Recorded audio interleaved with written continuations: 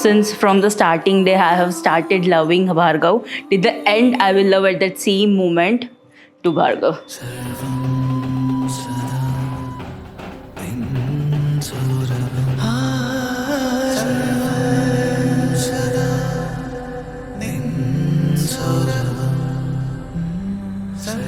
મેં અત્યાર સુધી એની જોડે વાત કરી છે, જેટલી મેં એને જાણી છે એટલામાં તો મને એવું લાગે છે કે લાઈફ બેટર જ થવાની છે મેરેજ પછી.